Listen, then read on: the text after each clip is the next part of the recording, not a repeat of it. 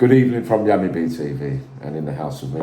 Just stopped round for some dinner at my nephew Quincey's, and we've come from something earlier on. Where? Quincy. We're talking about Dad's not around. Dad's not around now. No, that's the new show coming soon. But that's a show that's coming soon. But also today, Uncle Yammy points to the facts and asks Quincy the questions today, because after all, it's my show now. So I said to him, "Why Quincy? No, it's very serious. Why is it when the 99 calls are made to the emergency services and the police queue from those little youngsters that are about to die basically all alone in the streets and are phoning the emergency services and saying, you know, I'm about to die, I need some help, I'm blah, blah, blah, blah. And like, it dawned on me today that how comes then it's ride or die and it's part of life and the consequences we accept and everything, but the same people that you're slagging off, you have to ring them for help when you need it most. And most importantly of all, I asked Quincy the question, doesn't it dawn on them that part of that game is that one of those days, sadly, we're finding all too familiar on our streets, is that you might be the one, like many of some of the men that you might have murdered or people close to you have murdered as well, are going to be bawling for help, and you don't want to die. But from what I was gathering since I've been out, you all accepted it as part of the game, Q. The moral code of the street. Yeah, I just find I find it a bit weird that obviously when people are dying,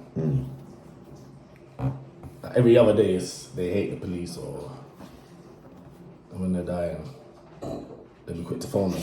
I say, yo, it was my man. You know, as they're dying, you know, like just.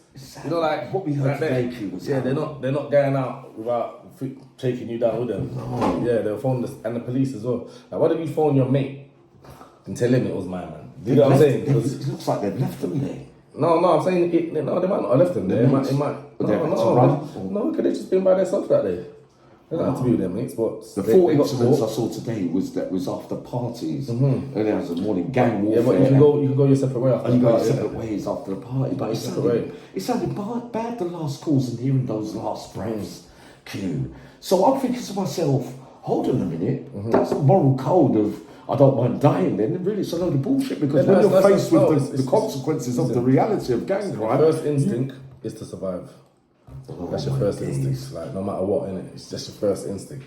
No matter what situation it is, like if you go to a cliff and you see you jump straight back, your body rejects what's down there. It's a natural instinct, innit? So it's not a thing of, you know, there's anything in any individual. No. Everybody wants to survive. That's what's normal. Oh, but one simple question, Q. Now you've said that. So when on that fateful night in PURLEY, what are you saying? Phoning the ambulance or phoning the police? No, like the desperation in their voice. Please come and help me. And the voices I heard on those recordings today, they were saying, yeah, you've got to give us a postcode. Oh, no, but I'm dying, can you get here? I'm in East London and North London, and you know the wars in Hackney, Tottenham, etc. We listened to some harrowing things today. And but wouldn't you expect that though? Well, I'm phoning the police after showing that you're that guy, I phone the police every day. That's a bit weird. But phoning the ambulance when you're dying, I don't see it as an issue. So why all the lyrics and spitting out that it's part of the consequences and it's the game, and when it's my turn, they still don't want to die. They don't want to die. Nobody wants to die. You're gonna phone the ambulance. If you can't see no one, you're gonna phone the ambulance. It's just normal. It's normal. But if you're phoning the police, that's a different thing. No, they do phone the police. Some of them know they're dying and they want the police to know who done it. But in the original, you know what I mean? No. That kind of mentality is bollocks. That's when you know the street. That's not getting that. Yeah. But when you on that fateful night in PURLEY way back in the day, when I knew you, just about before that, how did you feel? What, in PURLEY? Like, was you expecting when you were spraying that big machine gun? Yeah.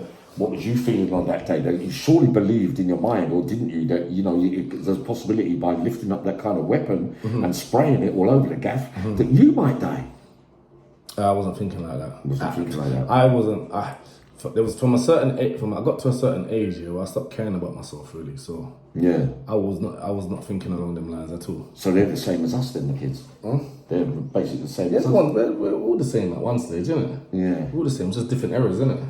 Yeah. But at the time, I wasn't thinking about trying to kill anyone or anything, or even trying to hit no one. Like, I didn't look what I was doing. I just went like that. Just put it out the window and I just went like that. Because you wanted to get away? Because I wanted to get away, and I've been to prison twice already. Right. I'm just thinking, oh, this time's gonna be long. Yeah. It's gonna be longer than the last time. I just can't be asked. I can't be bothered, man. It's long. So I just thought, yeah, I need to get away.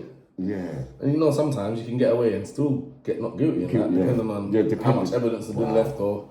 But that's a big thing. I wanted to get away, but I know if I got nicked on the scene, it's over. It's over. So I thought, yeah, let me try and get away. That was the kind of vibe. But nephew, listen, at the end of the day, I did many things, you did many things, without thinking that the consequences were within inches away. Because I never used to notice anything until I was actually in it, until I'm at the Old Bailey getting sentenced. And I'm thinking, what, all that for that? Or you don't expect to get caught, or you don't expect anything to happen, because you think either you're good or you're brave, or you think. But the reality is, for those kids, is that you're only inches and moments away from losing your life and not participating in the life that you aspire for glory. What? You see, I can't talk. The other time when I was doing the robberies, obviously I was on drugs in it. Well, not on drugs at the time, but you know, in the daytime, like I didn't take drugs and then go and do a robbery. Yeah. But in that period, I'm on drugs. Lifestyle. I never go to rob high.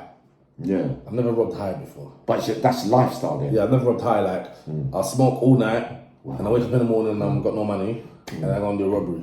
It's never like I was walking a spliff and thinking, the 50 pounds. Yeah, I need to go back out there. It's never that. Yeah. It's not rich for the night and then you need that next £1,000 again. It's not like that. It's not like that. But so that was a different kind of vibe. But when I had when it was to do with the guns and that, it was a thing more of I was kind of tired of getting shot at. Yeah. Do you know what I mean? Plus you lost people. So where I was tired, not at that time, no. No, not at that time. Everyone was alive, but I was just tired of getting shot at, like, because I was taking E's, every weekend I was going out. Yeah. Yeah, so I was going out, and every weekend I would go to a party, and then they'll shoot at me, and then obviously I get away, and we're just laughing about it. I know. And then we're buying more clothes and laughing. We didn't care. And going back out. But then one day it was a very close shave, yeah? And it just made me stop taking E's. And I just started to get serious. I thought, well, this is like the 4th time I've survived something, so I need to do something about it. He was cleverer than me. So I just thought, yeah, it's time to defend myself, basically. So I didn't think I was in the wrong at the time. No. You know what I mean? When I was walking like I was walking in righteousness. Yeah. If you get what I'm saying, because I'm thinking like these people have tried to kill me 4 times, I've done nothing. Yeah. So you're doing your thing now. So nice, man. Yeah, you have to stand up, otherwise you're just they're gonna get you target. Yeah, you got to stand up for yourself, Q. Wait, Q. So hold on 1 second, then. Why? So what is it? Because I noticed when I was younger, I don't know. Hello. Excuse me, waitress. Could I have a drink? Imagine I'm the word too. She's the waitress. IQ, don't say that. IQ, listen. So imagine Q. The other question I was going to ask you. So we could have dropped it like we was in the Hilton if we didn't bait her up. No, it don't matter. Uncle Yammy's always in the ghetto. I'm always in the ghetto. Like we was in the Ritz. Always in the ghetto. Like we're in the lobby in the Ritz. Can we went to stop, please, sir? Yes. He loves his cousin. This is Quincey. I couldn't. So, don't worry, man. She's family, man. They can't tell her nothing work. I couldn't. So what I was going to say, it's apparent as well. I was going to ask you that big question as well. That all right, when I used to point the gun, I didn't have no bullets in mine. Most of the time when I was doing robberies, sadly, and that kind of stuff, yours had bullets. But often I'm hearing, especially after today's seminar, what we was listening to earlier with the youths and that, with some big people there, right?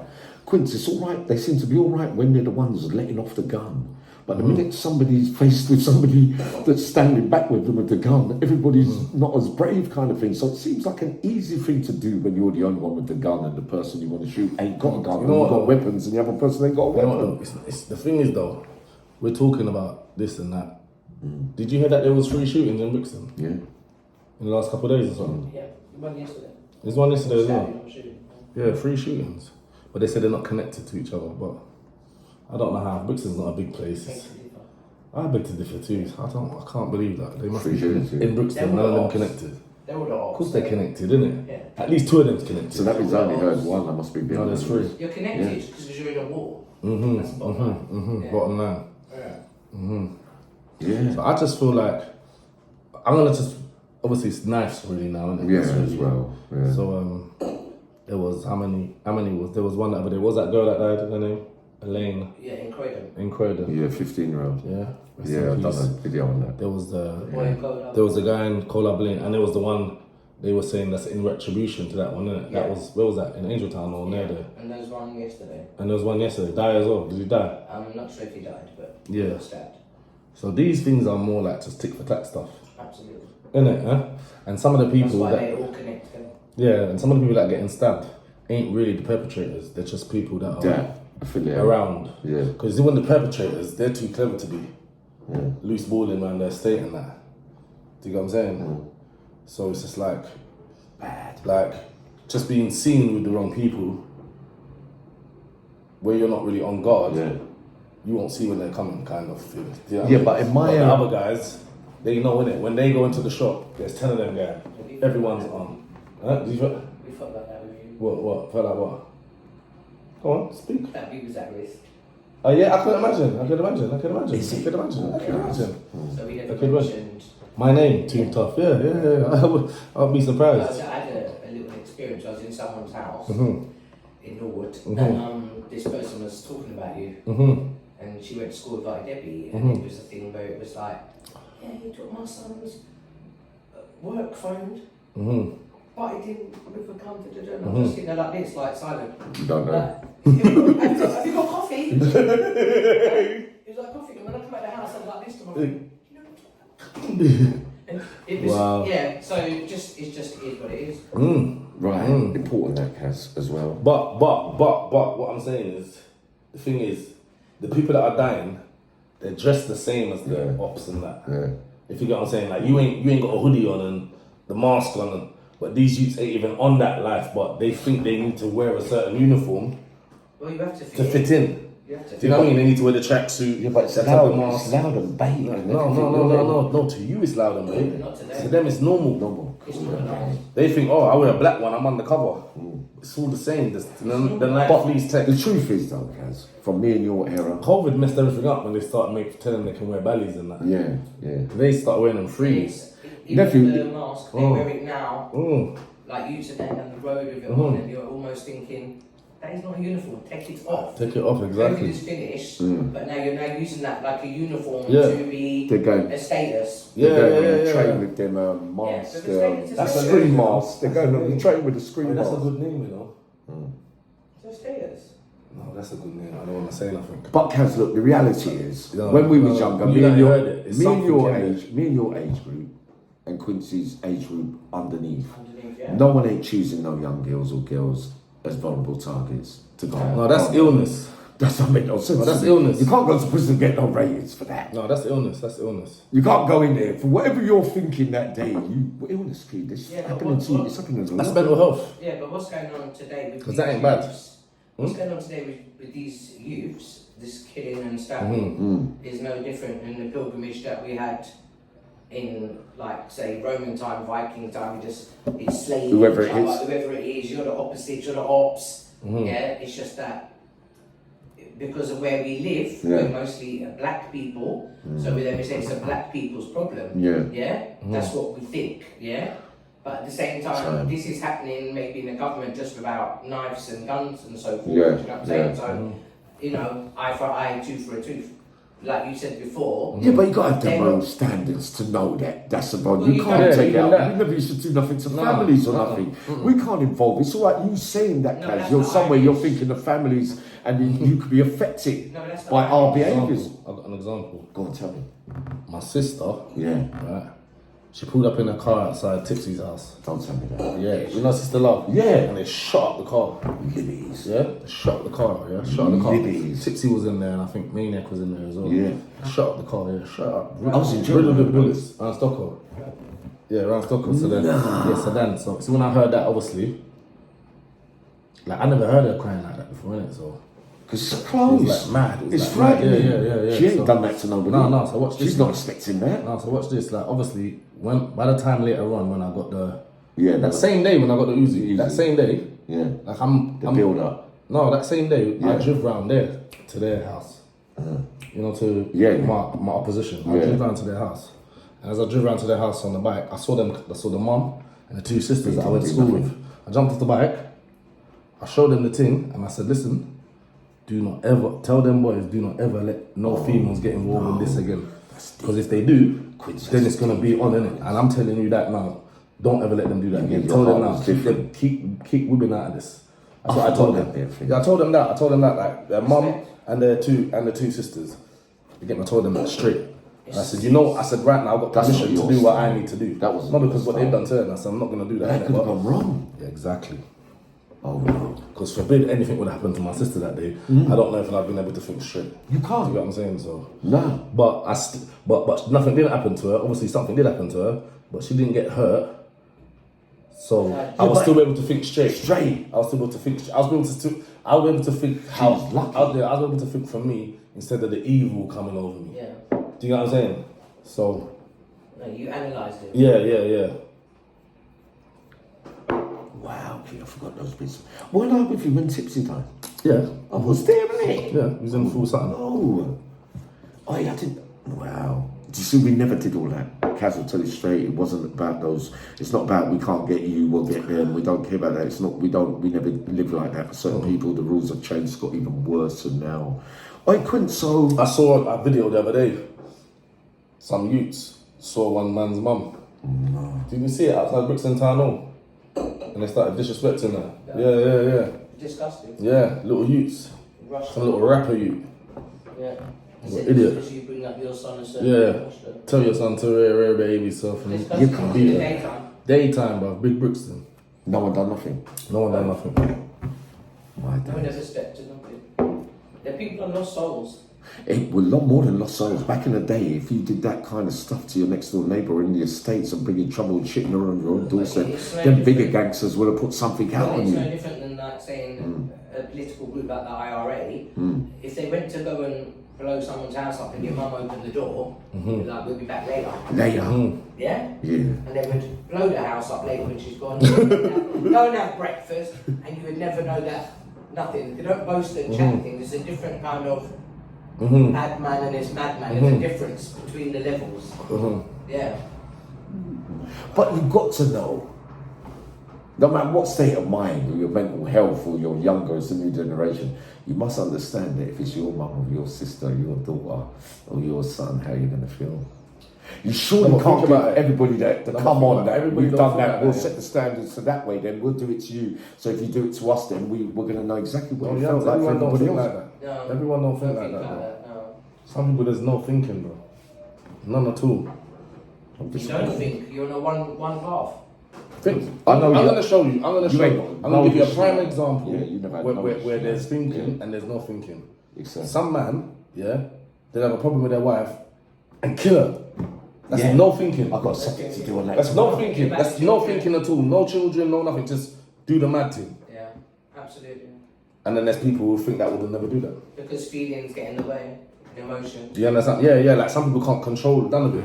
But there's no thinking involved. It's just it's called you can't regulate. No, but there you go. Normal human behaviour, believe this, after the first blow, I got a geezer that might be coming out, a couple of cases, I'm going to do it in the morning, right? They're going to release him soon. He used an axe like 14 times, actually, to kill his missus. Strange. She was dead again. And you're sitting down the room? No, not me. No, I was trying to do the right thing and help the victims because they don't want him to go out because they think he's coming for them. And he didn't get life, he got manslaughter. And he got 15 life.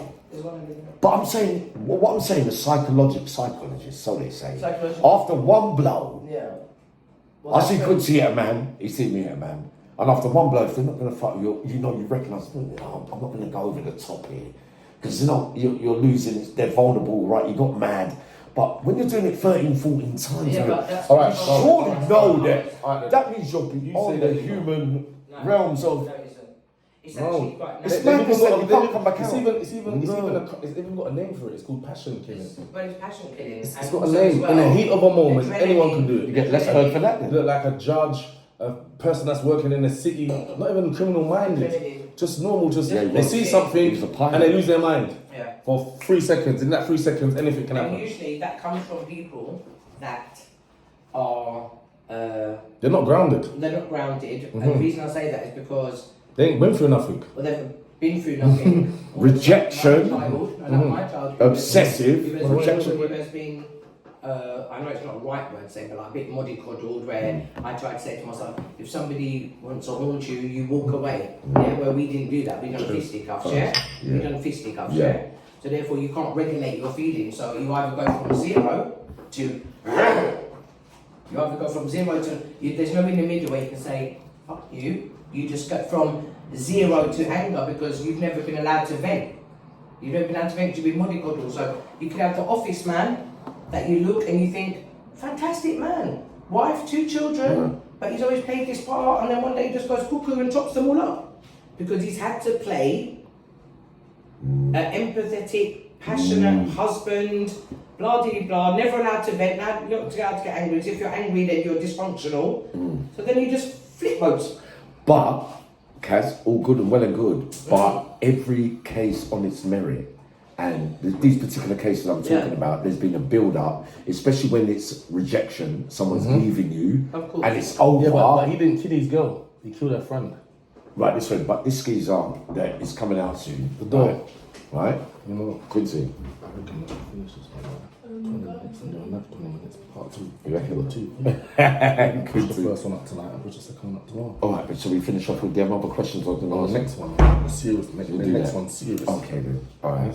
Alright. Line this up. We've done our 20 minutes. But Kaz, look, what I was saying to you was that every case is different. Absolutely. Right? Like controlling behaviour, obsessive behaviour. When someone tells you when you're leaving, you've got a history for doing bad things to her or her to him or whatever. PTSD is trauma, it's narcissistic, it's learnt behaviour, it becomes normalised. And instead of people understanding about mental health, they just point their finger and say, I'm madman that. But they're letting him back out. And I'm seeing it all too familiar. But good evening from Yammy BTV. Someone's turned up at the door, quite a big crowd, and we'll be back with part 2 tomorrow. See you all soon.